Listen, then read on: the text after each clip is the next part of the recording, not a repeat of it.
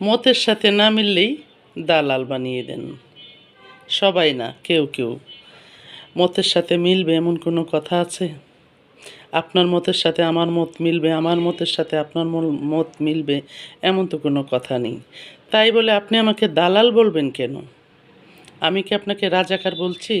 আপনি আমাকে ফ্যাসিস্ট বলবেন কেন? আমি কি আওয়ামী লীগ করি? আমি কি রাজনীতি করি? ভালো মানুষ নিয়ে ভালো গুণগান গাই, খারাপ মানুষের কথা দুই একটা বলি, এটা কি দোষের? আপনার সাথে মত মিলছে না, আপনি দ্বিমত প্রকাশ করতেই পারেন, তাই বলে আপনি দালাল বলবেন কেন?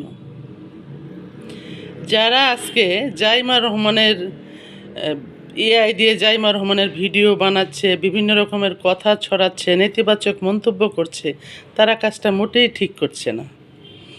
এখন এক পক্ষ এসে বলবে যে আমি বিএনপি করি।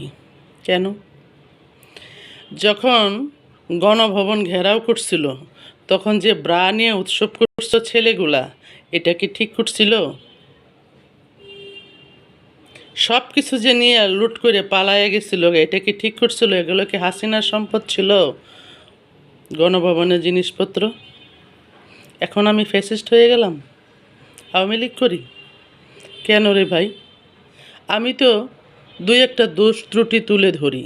আপনাদের মতের সাথে মত না মিলতেই পারে, কারণ আপনি হয়তো ওই দলের সাথে যুক্ত আছেন।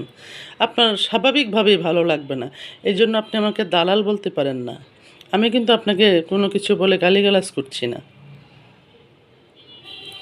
কোনটা ন্যায় কোনটা অন্যায় আমি আপনাকে শেখাবো না। আমাদের সবারই সমাজ থেকে, পরিবেশ থেকে, পরিবার থেকে শেখা উচিত। আমারটাই ভালো, আমারটাই আপনাকে মানতে হবে, এই কথা আমি বলবো না। আপনি যেমন বলেন আপনারটাই ভালো, আপনারটাই মানতে হবে, এটা ঠিক না। কোনটা ভালো কোনটা মন্দ বিবেচনা করতে হবে। ভালো মন্দ কারোর সাথে মতের অমিল থাকতেই পারে, তাই বলে তাকে গালিগালাজ করা ঠিক না। ঢিল ছুঁড়লে পাটকেল খেতে হয়, এটা তো জানেন।